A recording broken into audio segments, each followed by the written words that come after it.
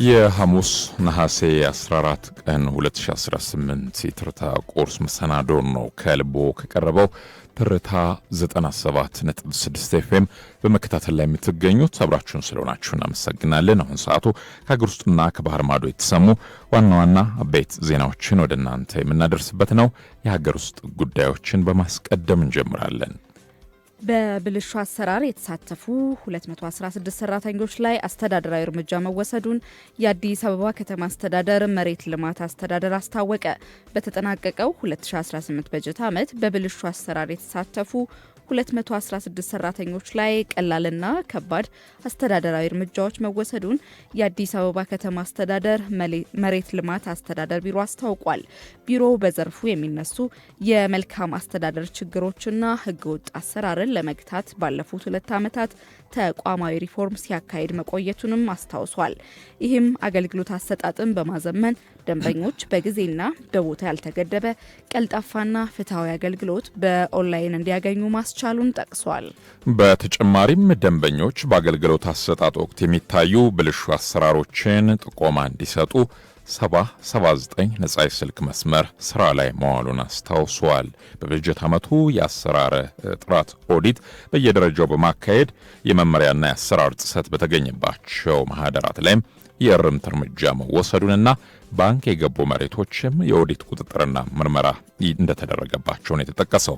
በተጠናቀቀው 2018 በጀት ዓመት ከደንበኞች በቀረበ ጥቆማና በተደረገ ክትትል የተጣለባቸውን የመንግስትና የህዝብ አደራ ወደ ጎን በመተው የሥነ ምግባር ግድፈት ያሳዩ 216 ሰራተኞች ላይ ከቀላል እስከ ከባድ የዲሲፕሊን እርምጃ መወሰዱም ተገልጿል። እርምጃ ከተወሰደባቸው መካከል የ6 ሰራተኞች የቅጥር ውል መቋረጡንም ከከተማዋ የመሬት ልማት አስተዳደር ቢሮ የተገኘው መረጃ አረጋግጧል። በቀጣይም ተጠያቂነትን በየደረጃው ለማስፈን ጠንካራ እርምጃ እንደሚወሰድ ተገልጿል። ለ2019 የትምህርት ዘመን 9 የፌዴራል ልዩ አዳሪ ሁለተኛ ደረጃ ትምህርት ቤቶች ለማስተማር ዝግጁ መሆናቸው ተገለጸ። በ2019 የትምህርት ዘመን ተማሪዎችን ተቀብለው ለማስተማር 9 የፌዴራል ልዩ አዳሪ ሁለተኛ ደረጃ ትምህርት ቤቶች ዝግጅታቸውን ማጠናቀቃቸውን የትምህርት ሚኒስቴር አስታውቋል። የትምህርት ሚኒስቴር አማካሪ ሚኒስትር ዴኤታ ፕሮፌሰር ክንደያ ገብረ ሕይወት በሰጡት መግለጫ በትምህርት ሚኒስቴር የሚተዳደሩ ልዩ አዳሪ ሁለተኛ ደረጃ ትምህርት ቤቶች ብቃት ያላቸው፣ ተወዳዳሪ የሆኑ፣ ስነ ምግባርን የተላበሱና ብቁ የወደፊት መሪዎችን ለማፍራት የሚያግዙ ተቋማት መሆናቸውንም ገልጸዋል። ከመደበኛ ትምህርቶች በተለየ መልኩ በልዩ አዳሪ ትምህርት ቤቶች ለተግባርና የክህሎት ትምህርቶች ልዩ ትኩረት እንደሚሰጥም ተገልጿል። ይህም ተማሪዎች የተለያዩ ክህሎቶችን እንዲያዳብሩ፣ ቴክኖሎጂን በተግባር እንዲጠቀሙና ለወደፊት የስራና የትምህርት ዓለም ተወዳዳሪ እንዲሆኑ እንደሚያግዝ የትምህርት ሚኒስቴር መረጃ ያሳያል። ከቻይና መንግስት ጋር በተደረገው የትብብር ስምምነት መሰረትም ከሚቀጥለው የትምህርት ዘመን ጀምሮ የቻይንኛ ቋንቋ በእነዚህ ትምህርት ቤቶች እንደ አንድ የትምህርት አይነት እንደሚሰጥ ፕሮፌሰር ክንድያ ገልጸዋል። ወላጆች ልጆቻቸውን በልዩ አዳሪ ትምህርት ቤቶቹ በማስተማር የእድሉ ተጠቃሚ እንዲሆኑም ጥሪ ቀርበዋል።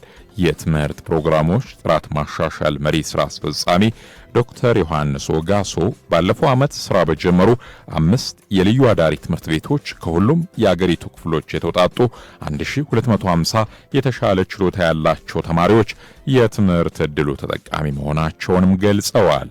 በ2019 የትምህርት ዘመን አዲስ ትምህርት በሚጀመርባቸውና ባለፈው ዓመት ትምህርት በተጀመሩባቸው ትምህርት ቤቶች የ9ኛና የ10ኛ ክፍል ተማሪዎች ምዝገባ እየተከናወነ ሲሆን ተማሪዎች ካሉበት ቦታ ሆነው በበይነ መረብ መመዝገብ እንደሚችሉም ዶክተር ዮሐንስ አብራርተዋል።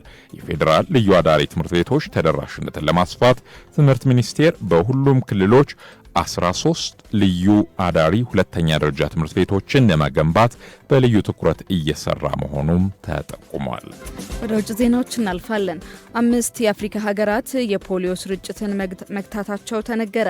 የዓለም ጤና ድርጅት 5 የአፍሪካ ሀገራት የፖሊዮ ስርጭትን መግታታቸውን ተናግረዋል።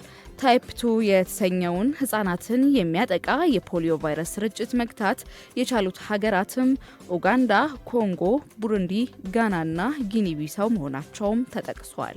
የዓለም ጤና ድርጅት ይኸው ሁነት ትልቅ እርምጃ ነው ብለዋል። በሀገራቱ የፖሊዮ ስርጭቱ መገታቱ የተገለጸው የስርጭት ምላሽ ግምገማ ተቋም ቡድን ከ2026 መጀመሪያ እስከ አጋማሹ ያደረጋቸው ግምገማዎችን ተከትሎ መሆኑም ተጠቁሟል። የዓለም ጤና ድርጅት የአፍሪካ ቀጠና ዳይሬክተር ዶክተር ሙሐመድ ጃናቢ ውጤቱ ጠንካራ ብሔራዊ አመራር፣ ቁርጠኛ የሕክምና ባለሙያዎች እንዲሁም የመንግስታት ማህበረሰቦችና አጋሮች ትብብር ሲኖር ምን ማሳካት እንደሚቻል ያሳየ ነው ብለዋል። የፖሊዮ ስርጭቱ መገታት በዓመታት ጥረት የተገኘ መሆኑንም አንስተዋል። በመጨረሻም የአሜሪካው ፕሬዝዳንት ወደፊት ከኢራን ጋር ድርድር ሊኖር ይችላል አሉ። የአሜሪካው ፕሬዝዳንት ዶናልድ ትራምፕ ወደፊት ከኢራን ጋር ድርድር ሊኖር ይችላል ሲሉ ተናግረዋል። ትራምፕ ድርድሮች እንደገና ሊጀመሩ እንደሚችሉ በጠቆሙበት ለአሁኑ ነገሮች ጥሩ ናቸውም ሲሉ ተሰምተዋል። አሜሪካ ወደ ድርድር ለመመለስ ፍላጎቷ ቀላል ነው ባሉበት ይኸውም ኢራን የኒኩሌር የጦር መሳሪያ እንዳይኖራት ማረጋገጥ መሆኑን ገልጸዋል። ፕሬዝዳንቱ ቢኖራት ተጠቀመው ነበር በማለት ስጋታቸውን አንጸባርቀው ይህ እንዲሆን ግን አሜሪካ አትፈቅድም ብለዋል። ከኢራን በኩል አሜሪካ ለድርድር እየጠየቀችን ነው በሚል ሲገለጽ ትራምፕ ሊደረግ የታቀደ ድርድር የለም ብለው እንደነበርም ይታወቃል። ከአሜሪካና ኢራን ድርድር አስቀድሞም የሆርሙዝ ሰርጥን በተመለከተ ኢራንና ኦማን ለድርድር መቃረባቸው ተጠቅሷል።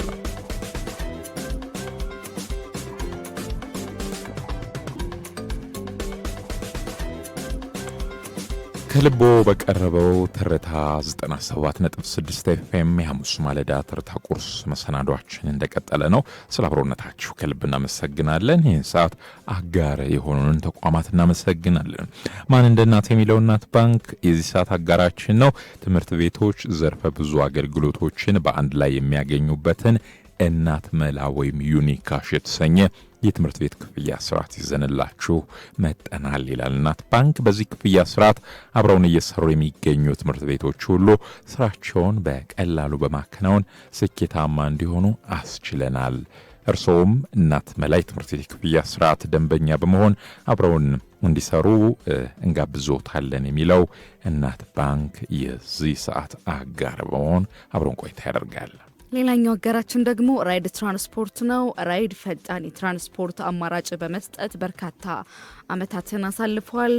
ዛሬም የራይድ ኮርፖሬት አዲስ የመጓጓዣ አገልግሎትን ይዞላችሁ መጥቷል። ይህንን አገልግሎት ተጠቀሙ የሚላችሁ ራይድ ትራንስፖርት ለዕለት የሰራተኞች ማመላለሻ፣ የደንበኞች ስብሰባዎች እንዲሁም ደግሞ የአውሮፕላን ማረፊያ ዝውውሮች ወይም የከፍተኛ የስራ መሪዎች ጉዞ ሲኖር ራይድ ኮርፖሬት አስተማማኝ የመጓጓዣ አገልግሎት ያቀርባል የሚላችሁ ሁሉንም በአንድ የድርጅት አካውንት በማድረግ ማዕከላዊ የክፍያ አከፋፈል እንዲሁም ደግሞ ዝርዝር የጉዞ ሪፖርቶች፣ ቀለል ያለ የውጭ አስተዳደር በመጠቀም የትራንስፖርት ወጪውን ይቆጣጠሩ የሚላችሁ ራይድ ትራንስፖርት 24/7 የደንበኞች የድጋፍ ቡድን እርስዎን በማንኛውም ጊዜ ለመርዳት ዝግጁ ናቸው ይላችኋል። ራይድ ኮርፖሬትን በመጠቀም የራይድ ደንበኛ ይሁኑ ይላችኋል። ራይድ እናመሰግናለን አጋራችን ስለሆነ።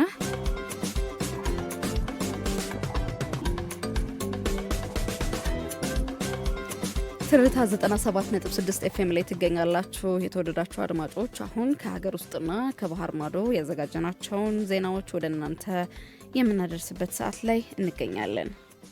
በቀዳሚነት ወደምንመለከተው የሀገር ውስጥ ዜና ስናልፍ ለ2019 የትምህርት ዘመን 9 የፌዴራል ልዩ አዳሪ ሁለተኛ ደረጃ ትምህርት ቤቶች ለማስተማር ዝግጁ መሆናቸው ተገልጿል።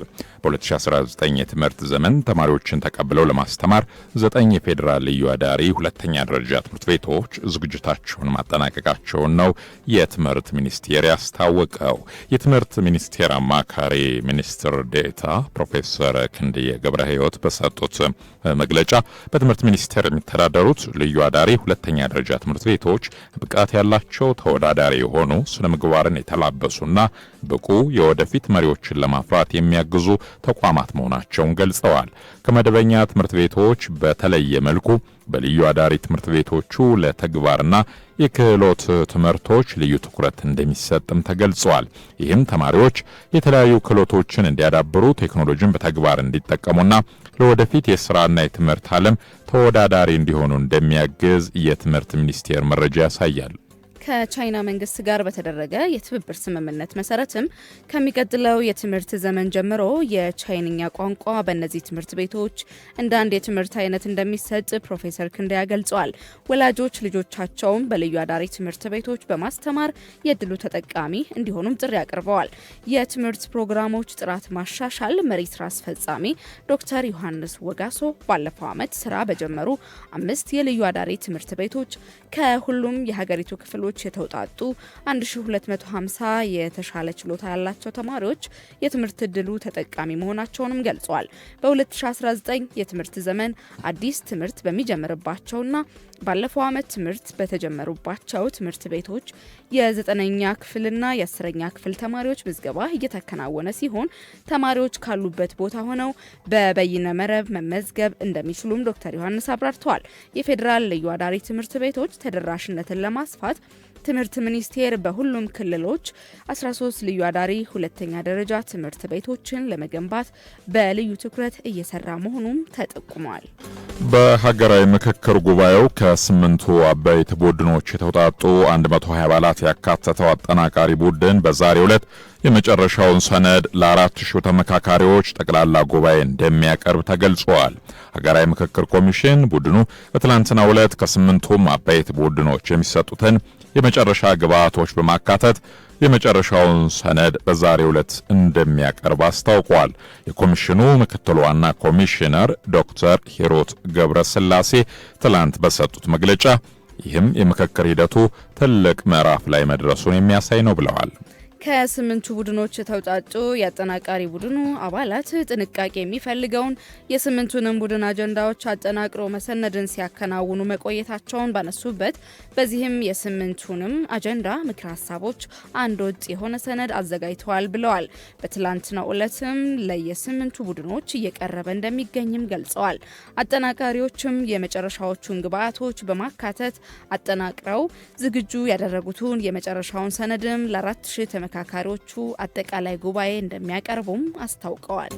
ከውጭ ምንጮች ወዳገኘናቸው ዘገባዎች ስናልፍ በሱዳን ተጨማሪ 200 ሺህ ሰዎች መፈናቀላቸው ተገልጿል። በሱዳን 8.6 ሚሊዮን ሰዎች የውስጥ ተፈናቃይ ሆነው ባሉበት ተጨማሪ 200 ሺህ ሰዎች መፈናቀላቸውን የተጠቆመው የዓለም አቀፉ ስደተኞች ድርጅት መፈናቀሉ በተባባሰበት ጦርነቱ መባባሱ ብሎም የሆርሙዝ ሰርጥና ቀይ ባህር መተላለፊያዎች ላይ ስጋት መደቀኑ አስፈላጊ ድጋፎች እንዳይገቡ እንቅፋቶች መሆናቸውን ጠቁሟል። ቀላል የማይባል ቁጥር ያላቸው ሰዎችም ወደ ጎረቤት ሀገራት እየተሰደዱ መሆናቸውን በጠቆመበት ወቅታዊ ጎርፍ ሌላኛው ሰብአዊ ቀውሱን ያባባሰ ምክንያት አድርጎ አቅርቦታል። በተለያዩ የሱዳን ክፍሎች የተከሰተው ከባድ ዝናብ ያስከተለው ጎርፍ በጦርነቱ የተባባሱትን የሰብአዊ ቀውስ ይበልጥ እያሰፋ መሆኑን ተጠቁሟል ሲል ያገኘነው መረጃ ያመላክታል። በመጨረሻም የአሜሪካው ፕሬዝዳንት ወደፊት ከኢራን ጋር ድርድር ሊኖር ይችላል ሲሉ ገለጹ። የአሜሪካው ፕሬዝዳንት ዶናልድ ትራምፕ ወደፊት ከኢራን ጋር ድርድር ሊኖር ይችላል ነው ያሉት። ትራምፕ ድርድሮች እንደገና ሊጀመሩ እንደሚችሉ በጠቆሙበት ለአሁኑ ነገሮች ጥሩ ላይ ናቸው ብለዋል። አሜሪካ ወደ ድርድር ለመመለስ ፍላጎቷ ቀላል ነው ባሉበት ይኸውም ኢራን የኒውክሌር የጦር መሳሪያ እንዳይኖራት ማረጋገጥ መሆኑን ገልጸዋል። ፕሬዝዳንቱ ቢኖራት ትጠቀመው ነበር በማለት ስጋታቸውን አንጸባርቀው ይህ እንዲሆን ግን አሜሪካ አትፈቅድም ብለዋል። ከኢራን በኩል አሜሪካ ለድርድር እየጠየቀችን ነው በሚል ሲገለጽ ትራምፕ ሊደረግ የታቀደ ድርድር የለም ብለዋል እንደነበርም ይታወቃል። ከአሜሪካና ኢራን ድርድር አስቀድሞም የሆርሙዝ ሰርጥን በተመለከተ ኢራንና ኦማን ለድርድር መቃረባቸው ተጠቅሷል።